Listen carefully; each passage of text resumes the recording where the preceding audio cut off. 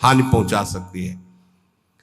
घरों में या ऐसे छिपकली टहलती रहती है। अब उसको तो ज्ञान नहीं, आपकी रसोई में 5 किलो दाल बन रही मानो, और उसमें जो वाष्प भाप बना, अब वो ऊपर चिपकी हुई, उसका चिपकने की पावर शक्ति कमजोर अचानक हुई, वो भागी और गिर गई। अब उबल रहा है, उबलने में उबल गई। अब वो अगर कोई खाएगा तो छिपकली के काटने में जहर नहीं, उसकी त्वचा में जहर है। ऐसे बहुत से कीट पतंगे, ऐसे बहुत सावधान। आप दूध उबाल रहे हैं, वहां खड़े हैं, नाम जप करते रहे, दूध उबल जाए, उतार करके जाली वाला ढक कर, बड़ी सावधानी, क्योंकि श्री जी को भोग लगाना है, संत जन प्रसाद पाएंगे। कई असावधानियां ऐसी होती हैं जिनमें कई जगह देखा गया है कि अस्पताल ले जाना पड़ा है। बहुत सावधान। छठवां, प्रभु की सेवा भय सहित और स्नेह रख करके करना। सातवां, हर उपासक को अपने देह को नाशवान समझकर छूटेगा, ये बात दिमाग में बैठा लेनी चाहिए वैष्णव को। ये शरीर नष्ट होगा, छूटेगा, आज नहीं तो कल छूटने वाला है। ये 84 लक्षणों में एक लक्षण ये भी है। हर समय तुम्हारे दिमाग में बैठा रहे तुम्हारा शरीर छूटेगा, तो तुमसे पाप ही नहीं होगा कि यार जब शरीर ही छूटना है तो पाप कर्म काहे को करे। अपने देह को अनित्य समझना कि ये छूटेगा। आठवां, सत्संग में प्रधानता अपने ही रस के वैष्णव की करे। अपने ही रस के वैष्णव की करे। अगर अपने रस का वैष्णव नहीं है तो फिर बिल्कुल नहीं, हमें ऐसा संग नहीं करना, हमें ऐसे प्रवचन नहीं सुनने। तभी हम आपसे कहते, नाम रूप लीला धाम, चार के सिवा हमारा कहीं विश्वास नहीं है। या तो नाम की चर्चा करो, या रूप की, या लीला की, या धाम की, इन्हीं के सिद्धांतों की चर्चा। ये कलिकाल मलायतन मन कर देख विचार, बड़ी मलिनता छा रही कलयुग में। वैष्णव का संग हो, पर अपने रस के वैष्णव का संग हो, सुलझा हुआ शास्त्र प्रमाणित संग होना चाहिए। गुरु के बिना समाधान नहीं हो सकता। तो कह रहे वैष्णव सत्संग करे, पर ऐसे जन का संग करे जो सुलझा हुआ सत्संग हो, हमको उलझा न दे। नवा, समस्त वैष्णवों में भगवत भाव रखना, दूरी से। ये दूरी से शब्द इसलिए कह रहे कि आज से सुना भगवत भाव, फिर उनके व्यवहार को नहीं सह पाओगे। अलग अलग व्यवहार वाले हैं। दृष्टि गई वैष्णव नमस्कार। इष्ट मिले और मन मिले, मिले भजन रसरीति, तहां तो निसंक होए मिलिए, तासु कीजिए प्रीति। नहीं तो नमस्कार सबको है, भगवत भाव सब में है। भगवत भाव रखना, बर्ताव की बात नहीं कर रहे। समदर्शिना, भगवत भाव दर्शिना, बर्ताव नहीं। संग तो करो समझ कर। ऊपर पहले वर्णन हुआ, वैष्णव संग करो उन्हीं रसिक महापुरुषों का जहां तुम्हें संशय न हो। सब में भगवत भाव रखना है। 10वां, अपनी बुद्धि को अपने इष्ट में स्थिर कर देना। जैसे कल एक अनन्य उपासक बाहर कहीं के हैं, वो आए और उन्होंने कहा कि राधा नाम की इतनी प्रियता हो गई कि अब और नाम का कीर्तन, जैसे गांव में प्रभात फेरी में होता है, तो जब राधा नाम का कीर्तन सब गाते हैं तो हम गाते हैं, इसके बाद जब और गाते हैं तो हम नहीं गाते हैं। तो मन में लगता है कहीं अपराध तो नहीं बन रहा है। वो आपसे जानकारी करना चाहते हैं। बिल्कुल रुचि नहीं है अन्य, ना बोलने की, ना सुनने की, ना गाने की। हमारा कोई ऐसा नहीं है, पर हमारी रुचि ही नहीं है। जब राधा नाम गाया जाता है तो मैं गाता हूं, नहीं तो मौन हो जाता हूं। क्या यह अपराध तो नहीं? हम कहा अपराध नहीं, तो धन्य भाग है। वही तो महाप्रभु हरिवंश चंद्र जी कह रहे, रसना कटो जो अन रटो, निरखी अन फुटो नैन, श्रवण फुटो जो अन सुनो, श्री राधा जस बहन। मीरा जी ने जब पद लिखा प्रश्न करके गोस्वामी जी को, तो गिरधर से प्रीति की बात कह के लिखी। और गोस्वामी जी ने जब उत्तर दिया तो लिखा, जाके प्रिय न राम वैदेही, तजिए ताहि कोटि बैरी सम जत्यप परम सने। गिरधर गोपाल शब्द नहीं लिखा, लिखा जाके प्रिय न राम वैदेही, अपने इष्ट की अनन्यता। वो अपने इष्ट की अनन्यता से प्रश्न कर रहे हैं, वो अपने इष्ट की अनन्यता से उत्तर दे रहे हैं। अपने इष्ट में बुद्धि स्थिर हो जाना, किसी भी प्रसंग से बुद्धि को विचलित ना करना, अपने इष्ट से। 11वां, श्री भगवान के दर्शन होंगे ऐसी आशा रखना। ये वैष्णव धर्म है। हमें इसी जन्म में भगवत साक्षात्कार होगा, ये दृढ़ आशा रखना। 12वां, आसुरी भाव वाले लोगों का संग न करना। ऐसे आसुरी पुरुषों का संग न करे जो आपके भगवत दर्शन की आशा तोड़ दें, भगवत भजन की आशा तोड़ दें। 13वां, प्रसाद बहुत समझ बूझ के ही लेना। वैष्णव को किसका भोग लगा हुआ है, कैसा वैष्णव है, क्या उसका पद्धति है, ये समझ बूझ करके। हाँ, जहां महारानी जो नहीं है, कई ऐसे अलग अलग भाव वाले जन हैं, अपने अपने भाव के अनुसार हमको अपने इष्ट मिले और मन मिले। खान पान तो कीजिए रसिक मंडली माए, जिनके और उपासना तहां उचित ध्रुनाए। पक्का, ये पक्का। संभव हो जानकारी करके ही प्रसाद ले, नहीं तो उपवास, इष्ट की अनन्यता। ये वैष्णव धर्म है। वैष्णव धर्म बड़ा चमत्कार है भगवत वैष्णव धर्म में।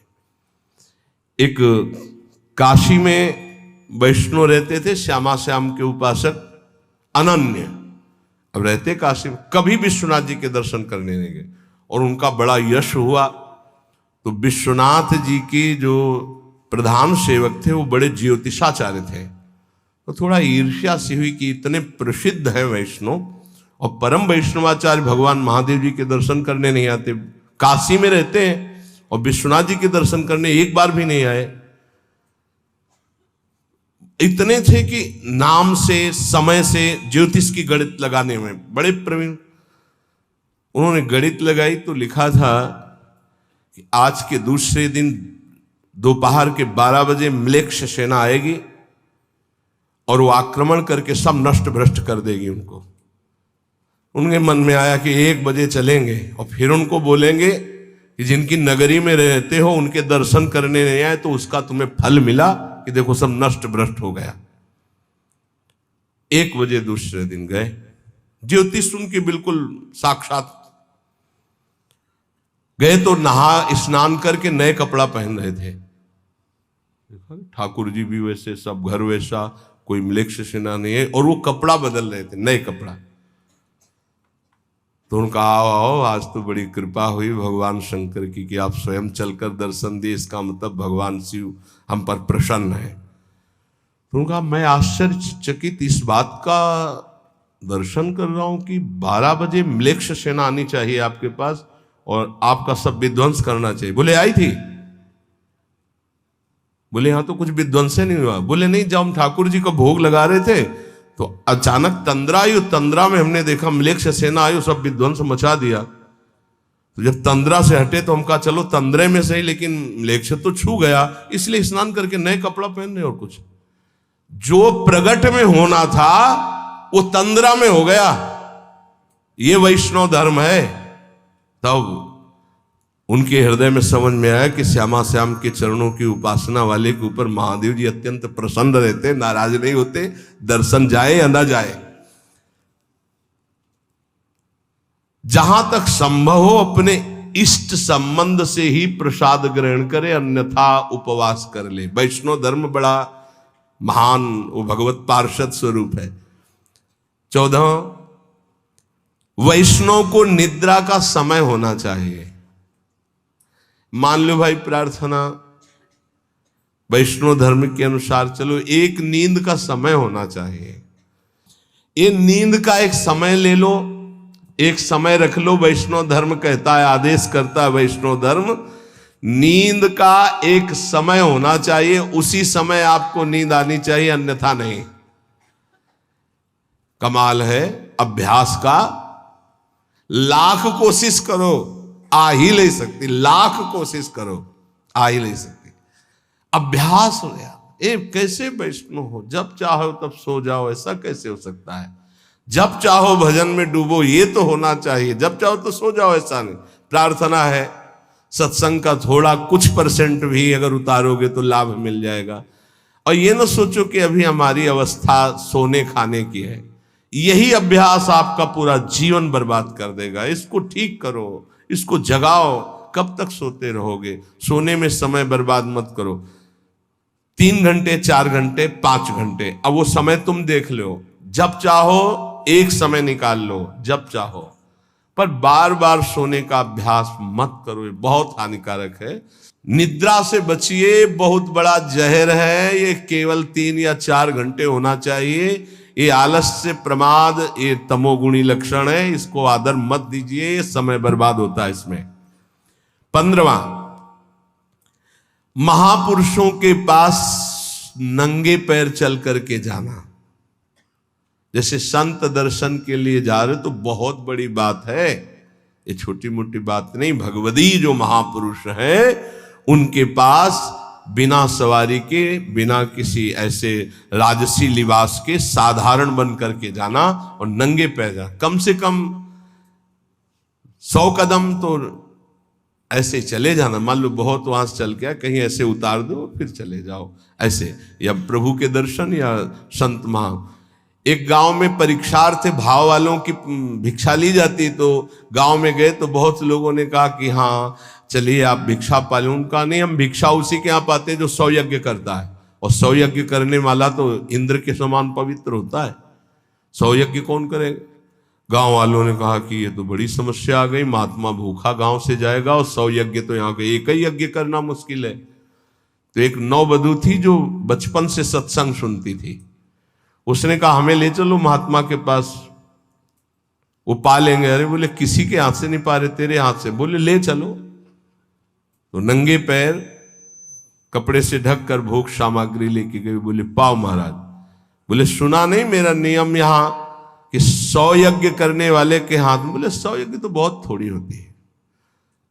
बोले ये दोहा आपको याद है? संत मिलन को चालिए तजी माया अभिमान, ज्यों ज्यों पग आगे पढ़े कोटिन यज्ञ समान। जैसे जैसे आगे चरण बढ़ाए जाते हैं वो करोड़ों यज्ञ, तो आप 100 काट ले उसमें, हमारी तो बहुत जमा है, तत्काल पा लिए भाव। किसी भी भगवदीय महापुरुष के पास दैन्य होकर नंगे पग जाना। 16वां, किसी के घोर अपराध करने पर भी क्रोध ना करना। ये वैष्णव धर्म है, क्योंकि क्रोध करने से भगवद आवेश का प्रादुर्भाव नहीं होगा। और वैष्णव वही जिसमें भगवद आवेश आता हो। बोले अब ये नहीं बोल रहे, अब तो साक्षात श्री भगवान बोल रहे हैं। किसी के ऊपर क्रोध नहीं करना। क्रोध करने से हृदय में भगवद आवेश नहीं आएगा। 17वां, जहां अपने भागवत धर्म की विरुद्ध चर्चा हो रही हो वहां मौन धारण करके तत्काल चल देना चाहिए। मौन धारण करके झगड़ा नहीं करना, वहां से तत्काल चल देना चाहिए। प्रायः जो लोग पूर्ण ज्ञानी नहीं हैं वो ऐसी बातें करने लगते हैं। तो हमको ऐसी बातें नहीं सुननी जहां प्रभु के नाम रूप लीला धाम की अवहेलना हो रही हो। जहां स्वधर्म के विरुद्ध चर्चा होती हो वहां से मौन होकर उठकर चल देना चाहिए। 18वां, जो कंठी तिलक गुरुमंत्र नहीं लिए हैं, अभी बड़ी समस्या वाला है। हम उसके हाथ का पानी और भोजन ना पाए, फिर बड़ी समस्या हो जाएगी। पति कंठी तिलक लिए, पत्नी लिए नहीं, या पत्नी लिए है तो पति नहीं लिए, बड़ी समस्या है। तो इन्हीं समस्याओं का समाधान हो जाना, वैष्णव धर्म पर स्थित हो जाना है बहुत कठिन। ये हितधाम में जब चर्चा हुई थी तो एक बार लौट करके पूज्य बाबा जो राधा नाम कीर्तन करते थे तो उनको कीर्तनिया बाबा कहते थे, बड़े ही प्रेमी स्वभाव। लौट के आए, बोले महाराज इस चर्चा से तो बड़ी खलबली मच गई। बोले कितने परिवार टूट जाएंगे आपने जो चर्चा की है। अब वो पत्नी के हाथ का कैसे पाएगा वैष्णव जिसके गले में कंठी नहीं है। और अवैष्णव, देखो जो वैष्णव धर्म कहता है उसके अनुसार हमको चलने की बात कही गई है। अगर कहीं किसी को ऐसा संयोग बैठता है कि ऐसा नहीं है तो उसमें भगवत भाव करके काम चलाए, नहीं तो परिवार टूट जाएगा। अब वो नहीं, तुम कंठी तिलक बांधे हो, वो नहीं बांधना चाहती, या वो बांधे तुम नहीं बांधना चाहते, तो बड़ा विरुद्ध हो जाएगा। तो हम उस पर भगवत भाव करते हैं, मेरे प्रभु इस रूप में विराजमान, अपने भाव को चलाते। वैसे ये काम चलाऊ बात है, स्थायी बात का जो यहां निर्णय, अवैष्णव के हाथ का पानी या भोजन रांधा हुआ वैष्णव जन को, क्योंकि प्रभु को हमें भोग लगाना, प्रभु को पाना है, बड़ा है कठिन ये बड़ा। मान लो आप पूरा परिवार वैष्णव लेकिन रिश्ते नातेदारी में गए, बड़ी समस्याएं आ जाएंगी। आप किसी के ब्याह में गए तो वहां रसोईया कंठी तिलक वाला था कि नहीं, बोले नहीं था, बोले हम नहीं पा सकते, बड़ी समस्याएं आ जाएगी। और इन्हीं समस्याओं पर लड़ करके जो आगे बढ़ता है वही भगवत पार्षद पद प्राप्त करता है। भोजन संभल जाए तो भगवत प्राप्ति दुर्लभ नहीं है, क्योंकि भोजन से ही बुद्धि का प्रभाव बदलता है। अवैष्णव के वैसे वैष्णव सिद्धांत कहता है 19वां सिद्धांत है भाई, 84 सिद्धांत है, समझ लीजिए। अवैष्णव के हाथ से अपनी ठाकुर सेवा में सेवा शामिल न करना, कोई भी सेवा शामिल नहीं। आप दीक्षित नहीं, आप हमें जल नहीं दे सकते हम श्री जी को स्नान कराने के लिए, वो हम स्वयं अपने हाथ से करें। अगर सम्मिलित हो सेवा में तो कंठी तिलक वैष्णव होना ही चाहिए, ऐसा आदेश है शास्त्र का। 20वां, हर परिस्थिति में धैर्य को कभी न खोना, कुछ भी हो जाए धैर्य न खोना। जैसे अपने एक ब्रजवासी बलराम जी बता रहे थे कि हमारे पड़ोस में एक नियम पूर्वक वैष्णव भजन करते थे। उनके एक ही बेटा थे, वो मथुरा गए हुए थे, एक्सीडेंट हुआ और मथुरा में ही, तो उनके पास सूचना है कि तुम्हारा बेटा एक्सीडेंट में मारा गया। तो उनका मर गया है? बोले हाँ मर गया। बोले आप लोग लाओ हमारा, जब तक माला पूरा नहीं होगा तो हम नहीं उठेंगे। माला पूरा किया तो कितना धैर्य है, नहीं तो छूट जाए ना माला। दूसरी बात, अपने राधा वल्लभी समाज के मुखिया जी, अभी जो राकेश जी, इनके पिताजी जी बड़े मुखिया, बड़े सिद्ध महापुरुष थे। हारमोनियम में ऐसे जे ही नमो नमो जय श्री हरिवंश अंगुली रखी, आंख मुंद गई, सब बाणियां कंठस्थ थी, और बस आंख तभी खुलेगी जब पूरा श्री जी को समाज सुना देंगे। इतने बीच में मुखिया जी के जो पुत्र थे उनको शरीर में आग लग गई किसी हेतु से, ऐसे सूचना ही कि ऐसा। मुखिया जी ने आंख नहीं खोला, बड़े मुखिया जी इनके पिताजी जब पूरा पद सुना चुके पूरा श्री जी का, तब उठ करके बाहर गए। इसे कहते हैं वैष्णव धैर्य। जैसे श्रीवास के घर में उनका पुत्र पधार गया, महाप्रभु चैतन्य देव कीर्तन कर बिल्कुल आनंद मगन होकर कीर्तन करते रहे, कोई, इसको कहते हैं वैष्णव धैर्य। नहीं तो हो कि महाप्रभु कीर्तन कर रहे, पुत्र पधार गया, बड़ा मंगल हो गया, लेकिन उन्होंने बड़ा मंगल माना कि महाप्रभु कीर्तन कर रहे, पुत्र पधार गया, मतलब साक्षात श्री कृष्ण को प्राप्त हुआ। तो अब इसमें तो और नाचने की बात है, धैर्य। 21वां, प्रभु के चरणारविंद में अपने मन को स्थित करते हुए, नाम जप करते हुए सारे कार्य करना। सांसारिक ग्रह कार्य भी नाम जप करते हुए प्रभु के चरणों का ध्यान करते हुए करना। 22वां, भक्तों के साथ सख्य भाव, नूतन स्नेह रखना। जैसे कोई अपना सगा मित्र आवे तो आओ, अरे बड़े भाग्य आप, संत को देखते ही, भक्त वैष्णव को देखते ही हमारे हृदय में ऐसे आह्लाद हो। 23वां, भगवत सेवा या संत सेवा या गुरु सेवा के अवसर पर बात न करना, और करना तो ऐसे ऐसे की जाती। अगर हम भगवत सेवा कर रहे हैं, कोई बात करनी तो ऐसे करना है किसी संत के सामने ऐसे बात करना है, गुरुजनों के सामने ऐसे। उच्च स्वर से प्रलाप ना करें। 24वां, सेवा करते समय अत्यंत सौभाग्य माने। ओहो, अपनी प्रियाजू को चंदन लगाने को मिल रहा है, अपनी प्रियाजू को चंवर डुलाने, अत्यंत सौभाग्य महत्व रखकर सेवा करना। 25वां, प्रभु की सेवा करके प्रभु से कभी कोई सेवा के लिए भी वस्तु न मांगना। सेवा करते हुए सेवा के लिए भी, खस का ही थ्रोता तो बढ़िया है। क्यों? प्रभु को जो पसंद। एक बार हमने कहा था अगर इत्र नहीं होगा तो हम चमेली की शीशी ले आएंगे, उसका भी पैसा नहीं होगा तो पानी है। हम आपके सेवक हैं, वस्तुओं से सेवा नहीं, प्राण समर्पित करके। अब वस्तु स्वाभाविक है, उसी से सेवा करेंगे। प्रभु की सेवा करके प्रभु से सेवा की वस्तु भी ना मांगना। अपने लिए तो बात जाने दो। तो बोले फिर कैसे काम चलेगा? तो सर्वज्ञ प्रभु अपने आप व्यवस्था करेंगे, जितने में दे उतने में राजी रहो। जथा लाभ संतोष सदा काहो सो कछु न चाहोगे। 26वां,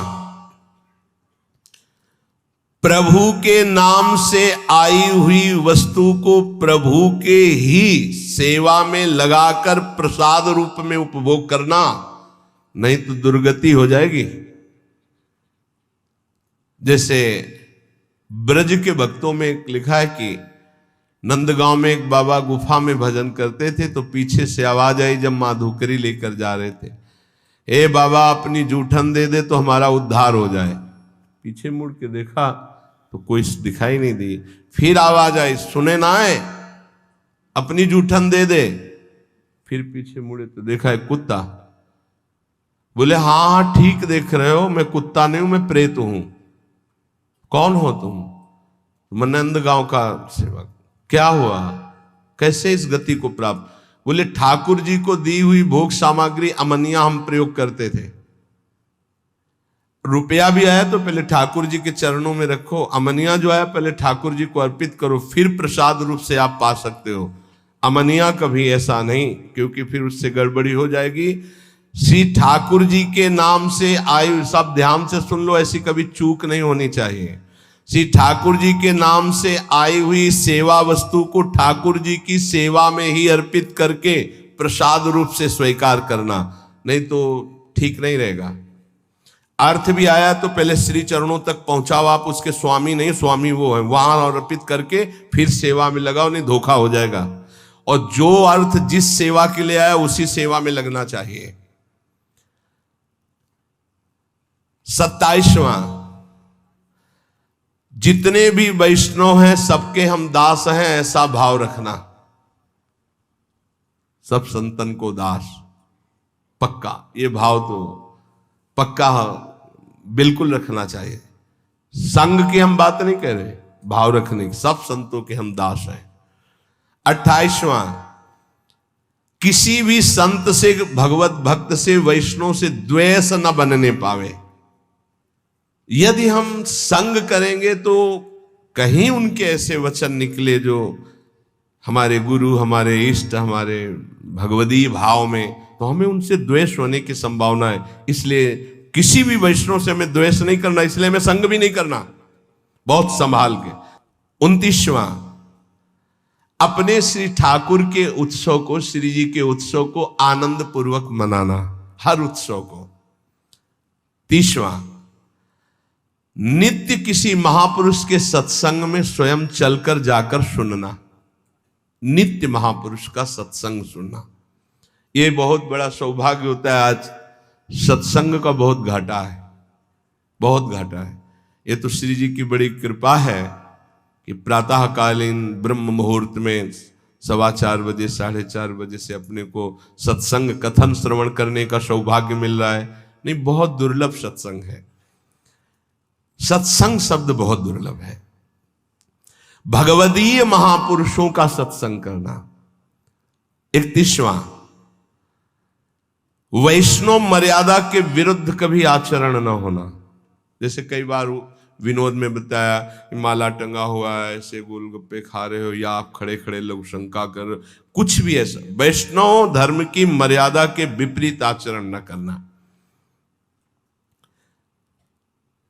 32वां, किसी भी संत में, भक्त में, वैष्णव में छल छिद्र न देखना, छिद्रान्वेषण, दोष दर्शन न करना। बहुत ही सूक्ष्म विषय, इसलिए आंख बचा के, ज्यादा मिलने जुलने में बड़ी समस्या है, यही हो जाता है, फिर दोष दर्शन होने लगता है। जब तक भगवत प्राप्ति न हो तब तक अपने को बचा के रखे, ज्यादा व्यवहार करोगे दोष दर्शन हो जाएगा। 33वां, नवीन जो वस्तु ऋतु की है उसे ठाकुर जी की भोग सामग्री में अवश्य लगे। इसमें गुरुदेव भगवान को बहुत प्रवीण देखा। कुछ भी सबसे पहले ऋतु की वस्तु गुरुदेव भगवान, जो किनका आता है उच्छिष्टामृत, तो उसमें देखते हैं हर वस्तु। सहतूत का समय चल रहा है, सहतूत, जामुन का, बेर का, जो ऋतु फल वो जरूर श्री जी को भोग लगेगा। कल एक प्रसाद आया जो कड़ुआ, नीम का, भोग, तब ध्यान आया संवत्सर के प्रथम दिन नीम की कोपलों का भोग लगता है। गुरुदेव भगवान कहीं चूक नहीं होगी, नवीन से नवीन हर वस्तु का श्री जी को भोग। जब वो नीम होगा, नीम की पत्ती कैसे प्रसाद में, तो महाराज जी के यहाँ से उच्छिष्ट आया, उसमें है। अच्छा, संवत्सर का प्रथम दिन तो श्री जी को भोग लगता है, नवीन नीम की कोप लेके। गुरुदेव भगवान नवीन वस्तु ऋतु के अनुसार ठाकुर जी के लिए खोज करके भोग लगाना। इस समय कौन सा फल, इस समय ये वैष्णव। 34वां, जो तुम्हें सबसे प्रिय वस्तु हो उसे अत्यंत आनंदित होकर अपने प्रभु को अर्पित करना और फिर बांट देना। जैसे खान पान की बहुत प्रिय वस्तु है तो प्रभु को आनंदित हो गया, आप प्रभु पाओ, आनंद पूर्वक भोगला, पर्दा लगाओ और 20 मिनट रखो, मंजीरा उठाओ और पद गायन करो, फिर आचमन लगाओ, रुमाल से पोछा, अब देखो अब प्रसाद पाओ, गरम गरम पकौड़ा नहीं, और उसमें भी 2-4 बांट दो। कैसे बांट दें, कुछ पशु पक्षी ब्रज के हैं या जो बाहर है, पूरा जो बहुत प्रिय वस्तु हो भोग लगा के पूरा नहीं पाना, थोड़ा उसे बांटो प्रिय वस्तु को। 35वां, कुछ भी हानि हो जाए, हमारे ठाकुर चिंतन और ठाकुर सेवा हो रही, इससे बड़ा कोई लाभ नहीं, हमें शोक नहीं करना, कुछ भी हानि हो जाए।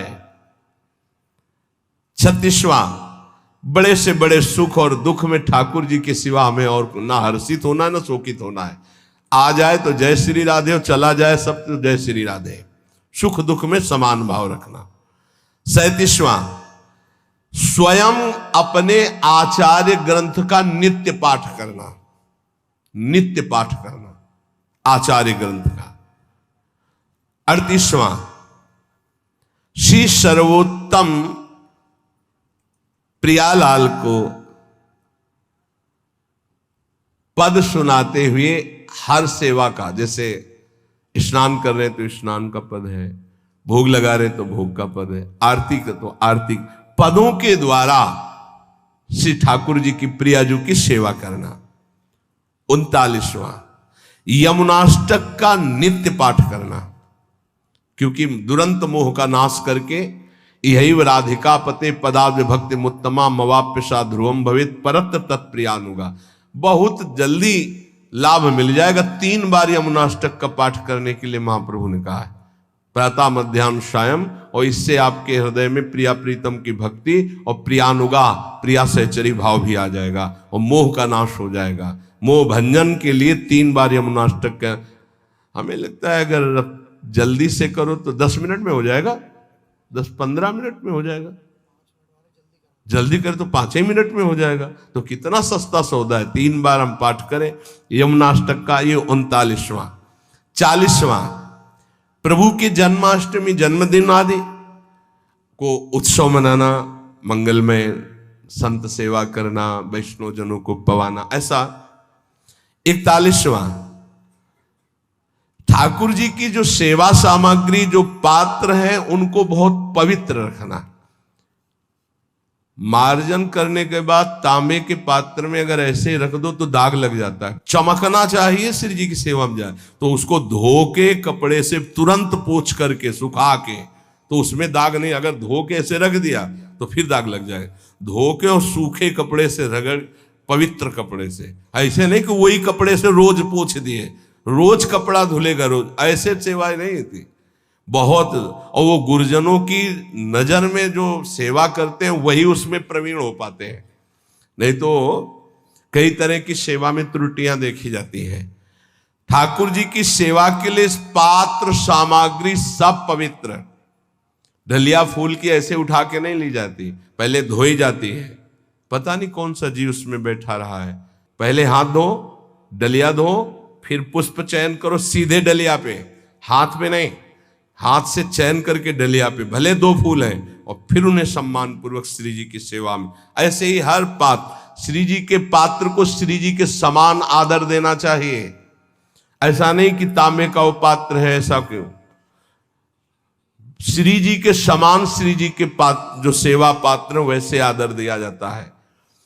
पूज्य श्री पंडित गया प्रसाद जी जब सोहनी घिस जाती तो छाती से लगा के ऐसे, फिर गिरिराज जी की तलहटी में जाके रज में, और कहते आपके द्वारा बहुत सेवा हुई लाडले ठाकुर की, आप बहुत कृपामयी। फिर सोहनी को रज में ऐसे वैसा सम्मान। 42वां, कोई भी बिना भोग लगे हुए जल या वस्तु ग्रहण न करना, असमर्पित वस्त्र भी न ग्रहण करना। आपको कुछ भी पहनना है तो पहले प्रभु को अर्पित कीजिए। जैसे शरीर के वस्त्र हैं तो सिंहासन को स्पर्श कराते हैं। हमारे गुरुदेव भगवान की पद्धति तो बड़ी विचित्र कोटि की। नया वस्त्र आया तो पहले रज में उसको उलट पलट करके, फिर श्री जी को ऐसे करके, फिर ऐसे, बिना रजरानी को स्पर्श कराए श्री जी को स्पर्श नहीं, श्री जी को तब स्पर्श और फिर वो प्रसादी धारण करना।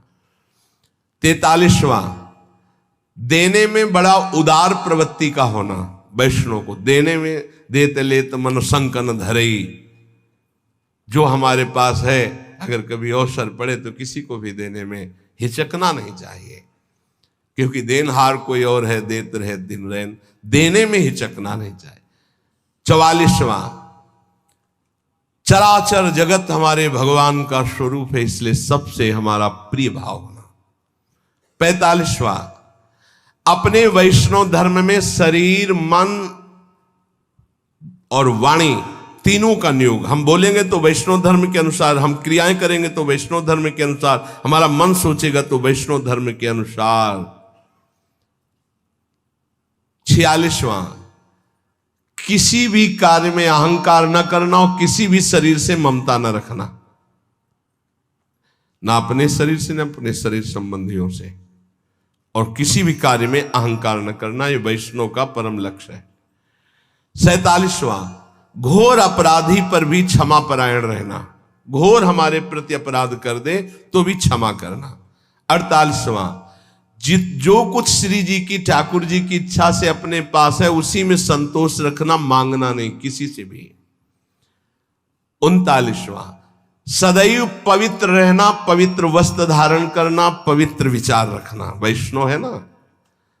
50वां, सेवा में, पाठ में, भजन नियम में या गृह कार्य में आलस्य रहित रहना, आलस्य ना आने पाए। 51, कभी किसी का पक्षपात लेकर के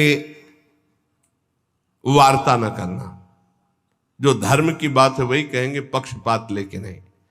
52, सब प्रकार के लौकिक भोगों का प्रभु के लिए त्याग करना। 53, मन में किसी भी भोग की इच्छा आए तो प्रभु के सामने रखना, देख लो आप संभालो, आपकी वस्तु है। प्रभु प्रदत्त वस्तु में संतुष्ट होते हुए कभी भी ना प्रभु से, ना किसी व्यक्ति से, ना किसी देवता से कोई चाह ना रखना। 55, जितनी वस्तुएं हैं वो हमारी नहीं है, हमारे घर में, हमारे पास जो भी है वो सब प्रभु की है, ऐसी मानना। तो दियम वस्तु गोविंदम तुभ्यमेव, वैष्णव के पास सब प्रभु प्रदत्त वस्तु प्रभु की है, उसको अपनापन कहीं नहीं दिखता, केवल प्रभु में। 56, घोर शत्रु व्यवहार करने वाले पर भी कभी शत्रुता का भाव न रखना, यह वैष्णव का धर्म है। 57, वैष्णव कभी असत्य भाषण नहीं करता। वैष्णव को कभी असत्य भाषण नहीं करना चाहिए। ये इसमें बड़ी चूक अब होने लगी, कलयुग है, झूठ बोलने में कुछ देर नहीं लगती। मतलब पाप का कोई मतलब ही नहीं रह गया झूठ बोलने में। बिल्कुल शब्दों से 1 मिनट में पूरी बात झूठ बोल रही हो। तिलक लगाओ, कंठी बांधे हुए हैं। ये अपने लोगों को तो ध्यान देना चाहिए, जो बोले तो हम सत्य बोले, जो बोले संभाल के बोले। 58, वैष्णव की शब्द भाषा में किसी का अपमान नहीं होता, इसलिए अपमान बड़े शब्द ना बोले। और 59, अपनी निंदा होने पर प्रसन्न रहे, दूसरे की निंदा होने लगे तो कान में अंगुली डाल के वहां से चल दे। बहुत सुंदर सुंदर धर्म है। 60, अपने चित्त को स्थिर रखते हुए सदैव आराध्य देव के नाम का प्रधान चिंतन रखना। 61, इंद्रियों के विषयों में इंद्रियों की प्रीति होती है पर हम उसको नहीं भोगेंगे प्रभु की प्राप्ति के लिए। 62, स्त्री पुत्र घर आदि मेरे गोविंद का है, मेरा नहीं है, ऐसी भावना रखना। 63, स्त्री पुत्र आदि के बिछुड़ने पर दुख ना मानना, क्योंकि वो प्रभु के थे, प्रभु ने ले लिया है अपनी सेवा में। देखो वैष्णव धर्म, एक आए थे तो उन्होंने कहा हमारा अकेला पुत्र था, पधार गया, भगवान पे अश्रद्धा हो गई। स्त्री 62, स्त्री पुत्र ग्रह आदि गोविंद के हैं, ऐसा भाव रखना। 63, स्त्री पुत्र आदि के बिछुड़ने पर दुख न मानना, भगवान की वस्तु भगवान ने अपनी सेवा में ले ली। 64, किसी भी बात का घमंड न करना कि मैं वैष्णव हूं, मैं भजनानंदी हूं, मैं अमुक जितेंद्री हूं, त्यागी हूं, कोई भी। 65, आर्जव, बहुत सरल स्वभाव, कुटिलता रहित, सरल स्वभाव न मन कुटिलाई, वैष्णव का सरल स्वभाव होता है। 66, भाषण प्रिय हितकर सत्य, सत्य बोलना है पर प्रिय और हितकर बोलना है। 67, सदैव संभाषण के बीच में इष्ट का नाम उच्चारण करते रहे, राधा राधा, फिर बात राधा, ये वैष्णव का लक्षण है। हमने चित्रकूट में देखा, वो राम जी की इच्छा से आज ऐसा ऐसा ऐसा, राम जी की इच्छा से, वो राम जी की सैकड़ों बार शब्द में बोल, राम जी की, बहुत अच्छा लगा। ऐसे ही श्री जी की इच्छा से ऐसा, श्री जी, किशोरी जी की इच्छा थी तो परिक्रमा चले गए, फिर परिक्रमा से किशोरी जी की इच्छा से ऐसा। अपनी बात में कितनी बार नाम आए इष्ट का, ये अधिक से अधिक ध्यान रखें। 68, हर परिस्थिति में तुम्हारा चित्त शांत रहना चाहिए। 69, हर प्राणी मात्र की सेवा का अवसर आने पर चूकना नहीं चाहिए, चाहे पशु पक्षी की ही सेवा क्यों न हो। 70, एकाग्र चित्त होकर अपने आराध्य देव की सेवा में तन्मय होना चाहिए, सेवा में तन्मयता आवश्यक है। 71, अंतःकरण निर्मल बनाना वैष्णव का धर्म है, कोमल सरल कुटिलता रहित निर्मल स्वभाव। 72, कोई भी निंदित कार्य कदापि ना होने पावे जो वैष्णव के द्वारा नहीं होना चाहिए। 73, अपना कोई अपराध करे तो उसके लिए प्रभु से प्रार्थना करे कि कभी इसको दंड न दे। अपना कोई अपराध करे तो प्रभु से प्रार्थना करे कि कभी इसको दंड न देने, उसको दंड निश्चित मिलेगा। और आप खुशी मत मनावे वैष्णव होकर कि भले दंड मिले, नहीं नहीं, प्रभु हमारा ही कोई अपराध है जिससे ये कटु व्यवहार करके हमारे पाप का मोचन कर रहा है, कृपालु कभी इसको दंड मत देना। 74, महापुरुषों के भक्तों के चरित्रों का पढ़ना और सुनना। 75, अपने मन में किसी बात के लिए अपने को बड़ा ना मानना, किसी बात के लिए। 76, जिस बात से दूसरे के मन को दुख पहुंचे, दूसरा उदास हो जाए, खिन्न हो जाए, ऐसे कभी वचन न बोलना। 77, जो सत्य है, जो लक्ष्य है, उसे सुनो, उसी का मनन करो, वही वाणी से बोलो। 78, गोपाल सहस्त्र नाम का जरूर पाठ करें, भगवान के नामों का कीर्तन। 79, जो कार्य करे उसको प्रभु को समर्पित कर दे और उसमें फल की इच्छा ना रखे।